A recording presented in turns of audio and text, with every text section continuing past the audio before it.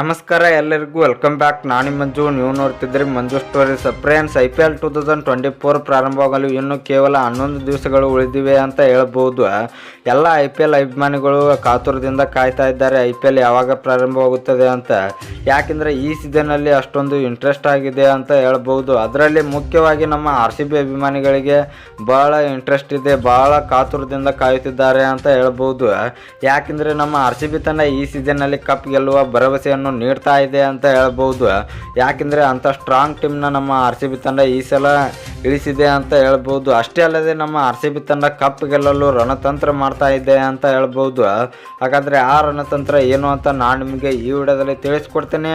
ಅದಕ್ಕಿಂತ ಮುಂಚೆ ನೀವೇನಾದರೂ ನಮ್ಮ ಚಾನಲ್ಗೆ ಹೊಸಬ್ರಾಯಿದ್ರೆ ತಪ್ಪದೆ ಸಬ್ಸ್ಕ್ರೈಬ್ ಮಾಡಿ, ಹಾಗೆ ಪಕ್ಕದಲ್ಲಿರೋ ಬೆಲ್ ಐಕನ್ ಪ್ರೆಸ್ ಮಾಡಿ, ಆಲ್ನ ಸೆಲೆಕ್ಟ್ ಮಾಡಿ. ಯಾಕೆಂದರೆ ನಾನು ಯಾವುದೇ ಕ್ರಿಕೆಟ್ ಬಗ್ಗೆ ವಿಡಿಯೋ ಮಾಡಿದರೆ ನಿಮಗೆ ತಕ್ಷಣ ನೋಟಿಫಿಕೇಶನ್ ಬರುತ್ತೆ, ಆವಾಗ ನೀವು ವಿಡಿಯೋನ ಮೊದಲಿಗರಾಗಿ ನೋಡ್ಬೋದು.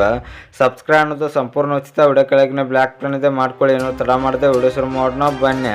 ಇನ್ನು ಫ್ರೆಂಡ್ಸ್, ಈ ಸೀಸನ್ನಲ್ಲಿ ನಮ್ಮ RCB ತಂಡ ರಣತಂತ್ರ ಮಾಡಿ ಕಪ್ ಗೆಲ್ಲಲೇಬೇಕು. ಯಾಕೆಂದರೆ ಈ ಸೀಸನಲ್ಲಾದರೂ ನಮ್ಮ RCB ತಂಡಕ್ಕೆ ಕಪ್ ಗೆದ್ದು ಕೊಡ್ತಾರೆ ಅಂತ ಅಭಿಮಾನಿಗಳು ಕಾಯ್ತಾ ಇದ್ದಾರೆ ಅಂತ ಹೇಳ್ಬೋದು. 16 ವರ್ಷಗಳಿಂದ ಕಾಯ್ತಾ ಬಂದಿದ್ದಾರೆ.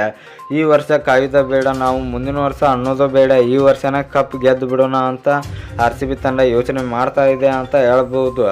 ನಮ್ಮ RCB ತಂಡ ಕೆಮ್ರಾನ್ ಗ್ರೀನ್ ಮತ್ತು ಲೋಕಿ ಫರ್ಗ್ಯೂಸನ್ ಅವರನ್ನು ತಂದು ದೊಡ್ಡ ರಣತಂತ್ರ ಮಾಡಿದೆ ಅಂತ ಹೇಳ್ಬೋದು.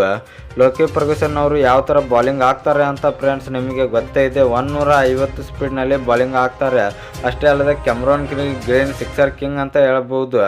ಫ್ರೆಂಡ್ಸ್, ಇನ್ನು ಇದರ ಬಗ್ಗೆ ನಿಮ್ಮ ಅಭಿಪ್ರಾಯ ಏನು ಎಂಬುದನ್ನು ಕಮೆಂಟ್ ಬಾಕ್ಸಲ್ಲಿ ಕಮೆಂಟ್ ಮಾಡೋದ್ರ ಮೂಲಕ ತಿಳಿಸ್ಕೊಡಿ. ಇನ್ನು ಈ ವಿಡಿಯೋ ಇಷ್ಟ ಆದರೆ ಲೈಕ್ ಮಾಡಿ, ಶೇರ್ ಮಾಡಿ, ಸಬ್ಸ್ಕ್ರೈಬ್ ಮಾಡಿ. ನಮಸ್ಕಾರ ಫ್ರೆಂಡ್ಸ್.